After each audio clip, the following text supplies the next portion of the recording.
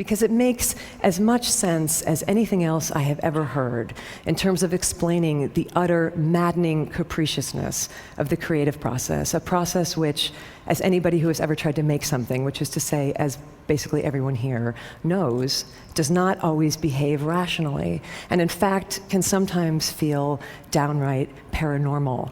I had this encounter recently where I met the extraordinary American poet Ruth Stone, who's now in her 90s, but she's been a poet her entire life, and she told me that when she was growing up in rural Virginia, she would be out working in the fields, and she said she would feel and hear a poem coming at her from over the landscape, and she said it was like a thunderous train of air, and it would come barreling down at her over the landscape, and when she felt it coming, because it would shake the earth under her feet, she knew that she had only one thing to do at that point, and that was to, in her words, run like hell. And she would run like hell to the house, and she'd be getting chased by this poem, and the whole deal was that she had to get to a piece of paper and a pencil fast enough so that when it thundered through her, she could collect it and grab it on the page. And other times, she wouldn't be fast enough, so she'd be running and running and running, and she wouldn't get to the house, and the poem would barrel through her, and she would miss it. And she said it would continue on across the landscape, looking, as she put it, for another poet. And then there were these times, this is the piece I never forgot. She said that there were moments when she would almost miss it, right? So she's running into the house and she's looking for the paper, and the poem passes through her, and she grabs a pencil just as it's going through her, and then she said it was like she would reach out with her other hand and she would catch it. She would catch the poem by its tail, and she would pull it backwards into her body as she was transcribing on the page. And in these instances, the poem would come up on the page perfect and intact, but backwards from the last word to the first. So when I heard that, I was like, that's uncanny. That's exactly what my creative process is like. It's not at all what my creative process, I'm not the pipeline, I'm a mule, and the way that I have to work is that I have to get up at the same time every day and sweat and labor and barrel through it really awkwardly. But even I, in my mulishness, even I have brushed up against that thing, at times. And I would imagine that a lot of you have too. Even I have had work or ideas come through me from a source that I honestly cannot identify. And what is that thing? And how are we to relate to it in a way that will not make us lose our minds, but in fact might actually keep us sane? And for me, the best contemporary example that I have of how to do that is the musician Tom Waits, who I got to interview several years ago on a magazine assignment, and we were talking about this. And Tom, for most of his life, he was pretty much the embodiment of the tormented contemporary modern artist. Trying to control and manage and dominate these sort of uncontrollable creative impulses, that were totally internalized. But then he got older and he got calmer. And one day he was driving down the freeway in Los Angeles, he told me, and this is when it all changed for him. And he's speeding along, and all of a sudden he hears this little fragment of melody, that comes into his head, as inspiration often comes elusive and tantalizing, and he wants it, it's gorgeous, and he longs for it, but he has no way to get it. He doesn't have a piece of paper, he doesn't have a pencil, he doesn't have a tape recorder. So he starts to feel all that old anxiety start to rise in him, I'm gonna lose this thing, and then I'm gonna be haunted by this song forever, and I'm not good enough, and I can't do it. And instead of panicking, he just stopped that whole mental process, and he did something completely novel. He just looked up at the sky and he said, "Excuse me, can you not see that I'm driving? Do I look like I can write down a song right now? If you really want to exist, come back at a more opportune moment when I can take care of you. Otherwise, go bother somebody else today.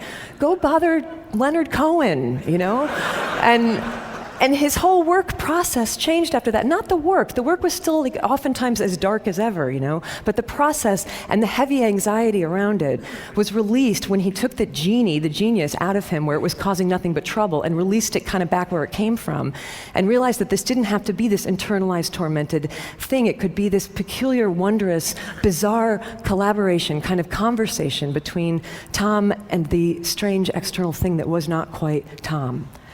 So when I heard that story, it started to shift a little bit the way that I worked too, and it already saved me once, this idea. It saved me when I was in the middle of writing Eat, Pray, Love, and I fell into one of those sort of pits of despair that we all fall into when we're working on something and it's not coming, and you start to think this is going to be a disaster, this is going to be the worst book ever written, not just bad, but the worst book ever written.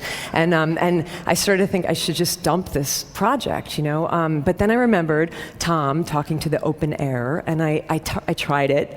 So I just lifted my face up from the manuscript and I directed my comments to an empty corner of the room, and I said aloud, listen, you thing, you and I both know that if this book isn't brilliant, that is not entirely my fault, right? Because you can see that I am putting everything I have into this. I don't have any more than this. So if you want it to be better, then you got to show up and do your part of the deal, okay? But if you don't do that, you know what? The hell with it. I'm going to keep writing anyway because that's my job.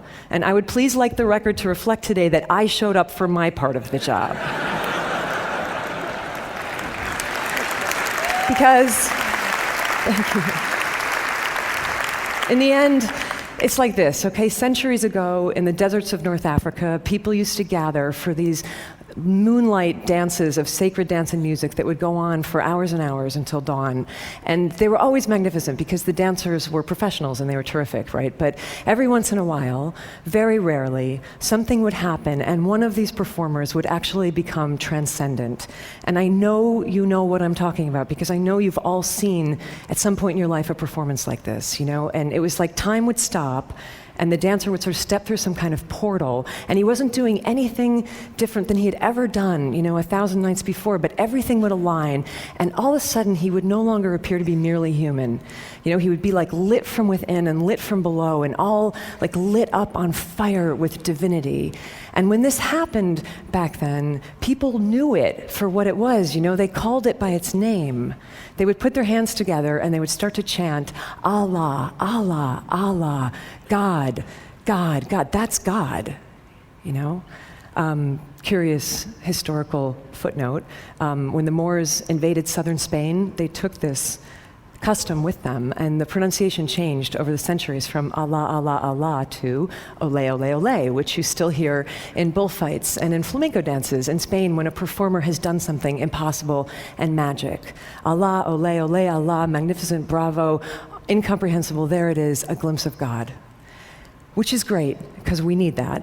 But the tricky bit comes the next morning, right, for the dancer himself, when he wakes up and discovers that it's Tuesday at 11 a.m. and he's no longer a glimpse of God. He's just an aging mortal with really bad knees, and maybe he's never going to ascend to that height again, and maybe nobody will ever chant God's name again as he spins, and what is he then to do with the rest of his life? This is hard. This is one of the most painful reconciliations to make in a creative life. But maybe it doesn't have to be quite so full of anguish if you never happened to believe in the first place that the most extraordinary aspects of your being came from you. But maybe if you just believed that they were on loan to you, from some unimaginable source for some exquisite portion of your life to be passed along when you're finished with somebody else. And, if we think about it this way, it starts to change everything. This is how I've started to think, and this is certainly how I was thinking about it in the last few months, as I've been working on the book that will soon be published as the dangerously, frighteningly over-anticipated follow-up to my freakish success. And what I have to sort of keep telling myself when I get really psyched out about that is don't be afraid, don't be daunted, just do your job. Continue to show up for your piece of it, whatever that might be. If your job is to dance, do your dance. If the divine, cockeyed genius assigned to your case decides to let some sort of wonderment be glimpsed for just one moment through your efforts, then ole.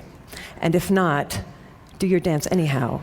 And ole to you nonetheless. I believe this and I feel like we must teach it. Ole to you nonetheless, just for having the sheer human love and stubbornness to keep showing up. Thank you. Thank you. Thank you. Thank you.